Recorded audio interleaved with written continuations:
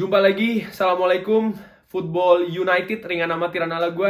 Gue baru aja selesai nonton Belanda melawan Montenegro ya. Kualifikasi Piala Dunia Qatar. Akhirnya Louis van Gaal berhasil memetik kemenangan pertama ya, 4-0. Wow, skor mencolok ya.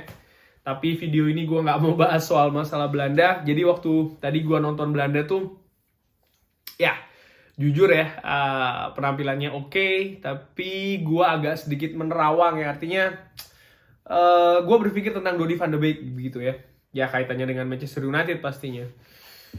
Kita tahu Donny van de Beek ini kan sempat dipanggil timnas ya waktu Euro kemarin, tapi tidak bisa memperkuat karena cedera ya, jadi harus dipulangkan pada saat itu oleh Frank de Boer. Ketika Frank de Boer diganti oleh Louis van Gaal, Louis van Gaal tidak memanggil Donny van de Beek ya. Ya, alasannya menurut gua masuk akal karena Donny van de Beek tidak mempunyai menit bermain yang cukup ya, bahkan minim sekali. Dan dia bahkan kabarnya menelpon langsung ya Donny van de Beek, dikasih tahu dia tidak masuk. Alasannya adalah ya kalau mau masuk ya harus sering bermain ya, which is buat gue sangat masuk akal begitu loh. Tadi Belanda bermain dengan 3 gelandang di tengah ya, dengan formasi 4-3-3. Di 3 tuh ada Wijnaldum, Frenkie de Jong, dan juga Davy Klaassen ya.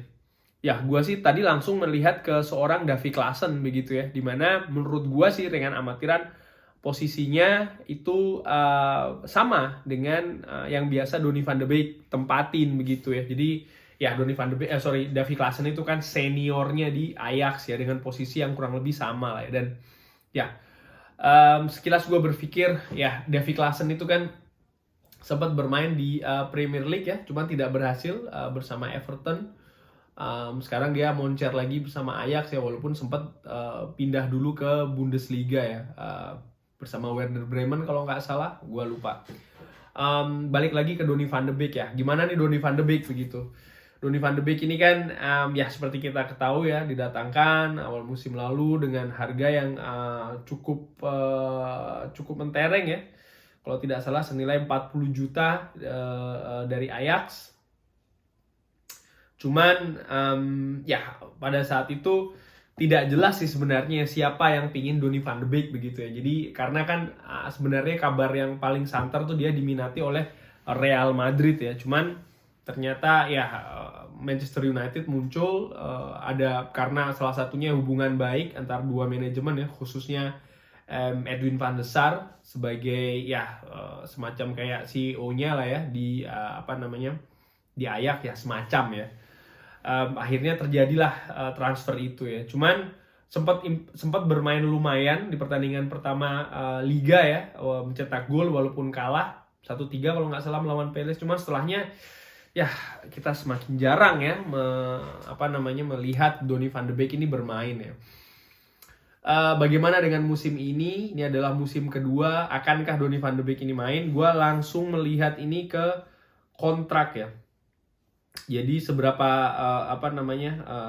kontraknya itu sampai kapan sih? Ternyata kontraknya itu sampai 2025 ya. Praktis berarti kalau sekarang 2021 masih ada 4 tahun lagi ya. Masih cukup panjang sebenarnya ya. Nah, yang jadi pertanyaan gua adalah dengan panjangnya masa masa kontrak ini ya. Akankah musim ini jadi musim musim tempaan lagi bagi Donny van de Beek? Apakah akan seperti itu?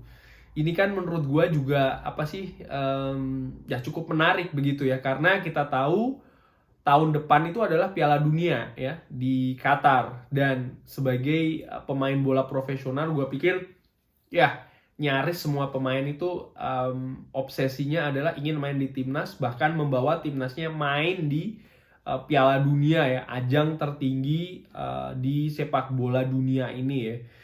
Begitupun juga dengan Donny van de Beek gue pikir ya. Artinya apa? Artinya Donny van de Beek ini ya sebenarnya gue yakin musim ini dia sangat ingin untuk diturunkan ya, dimainkan oleh Ole Gunnar. Oke. Nah, bagaimana peluangnya? Sebenarnya kalau gue ngelihat ya, peluangnya cukup besar. Artinya besar. Kenapa gue bilang begitu? Ada satu alasan utama adalah Manchester United tidak mendatangkan pemain baru di sektor gelandang dalam ya. defensive midfielder atau midfielder center katakanlah. Tidak ada yang didatangkan oleh Manchester United. Sempat santer Ruben Neves lah, Saul Niguez, Camavinga, whatever. Tidak ada yang datang. Artinya apa? Manchester United tetap dengan komposisi yang semula. Artinya apa? Artinya adalah Ole Gunnar harus memaksimalkan pemain yang ada supaya bisa bermain dengan kapasitas tertingginya ya, khususnya di lini ini. Dan uniknya lagi, ternyata lini ini kan lini yang cukup disorot ya oleh fans katakanlah, oleh media. Bahwasannya ya Manchester United ini lemah di defensive midfielder, butuh defensive midfielder dan lain-lain ya. Ini langsung membuat gua berpikir ya, apakah Donny van de Beek akan ditempatkan di sana sebagai defensive midfielder, karena ya walaupun posisi naturalnya ini sebagai midfielder center, tapi sebenarnya Donny van de Beek juga nggak kagok-kagok banget ya kalau bermain sebagai defensive midfielder. Cuman tentu saja kemampuan defensifnya tidak sebaik contoh Scott McTominay, contoh Nemanja Matic ya, atau bahkan dengan Fred pun juga masih bisa diadu. Cuman kalau dengan Fred, nah ini jadi sesuatu yang menarik buat gua ya.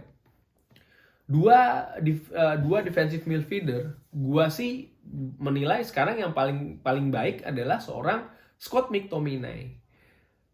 Sementara Fred, kita tahu Fred itu punya keunggulan fisik ya, mobilitas tinggi ya kan, dia berani ngeyel ya, tampil Spartan ya kan, merebut bola. Tapi kelemahannya adalah jelas passingnya dia ya, sering salah passing, kadang tidak jelas passingnya seperti apa. Nah, sementara Donny van de Beek justru sebaliknya, dia passing akurasinya cukup baik ya kan. Visi adalah lebih bagus daripada Fred kalau gue bilang ringan amatiran. Cuman kelemahannya adalah di sisi fisik ya. Nah, kita dengar kabar di awal-awal ini kan Donny van de Beek digeber fisiknya ya oleh Ole Gunnar, wah tambah berotot dan lain-lain. Gue berpikir apakah ini yang akan di posisi inilah yang akan dikasih ke Donny van de Beek ya untuk diduetkan dengan Scott McTominay. Kalau seandainya iya, gue pikir sih sebenarnya tidak ada salahnya dan bisa jadi akan jadi solusi bagi Manchester United ya, dimana peran gelandangnya nanti itu breaker katakanlah di depannya, penyambungnya atau tukang angkut airnya ya, itu mungkin bisa dikasih ke Donny van de Beek, sementara Scott McTominay mungkin lebih berkonsentrasi untuk membantu pertahanan. Bisa jadi karena Donny van de Beek memiliki kemampuan passing yang oke ya. Cuman itu tadi, dia punya masalah di fisik. Kemarin sempat uji coba melawan Stoke, walaupun kalah diduetkan dengan Nemanja Matic ya. Dan feeling gue di duet itu Nemanja Matic yang berperan sebagai jangkar ya, sebagai defensive midfielder-nya. Sementara Donny van de Beek lebih agak ke depan sedikit ya. Bisa jadi inilah skema yang akan diberikan kepada Donny van de Beek oleh Ole Gunnar Solskjaer ya. But anyway, gua sih berpikir ya, realistis, Donny van de Beek kalau musim ini dia tetap bermain seperti ini, secara individu pemain, gua pikir ini tidak bagus buat dia ya. Artinya developmentnya dia akan terhambat ya. Dia masih berusia 24 tahun, gua pikir dia harus harus punya jam terbang yang semakin baik ya. Utamanya kalau dia ingin bermain di timnas, utamanya kalau dia ingin bermain di Piala Dunia. Jadi musim inilah musim penentuan bagi Donny van de Beek di Manchester United. Kalau seandainya dia tidak bisa menembus itu semua, realistis buat gue, ya akhir musim dia harus dijual sih kalau menurut gue ya. Sekian kurang lebih unek-unek gue tentang Donny van de Beek. Kalau ada pendapat lain bisa kasih di bawah. Tentang posisi dan lain-lain ya. Tetap ikutin Football United. Thanks for watching. Wassalamualaikum warahmatullahi wabarakatuh.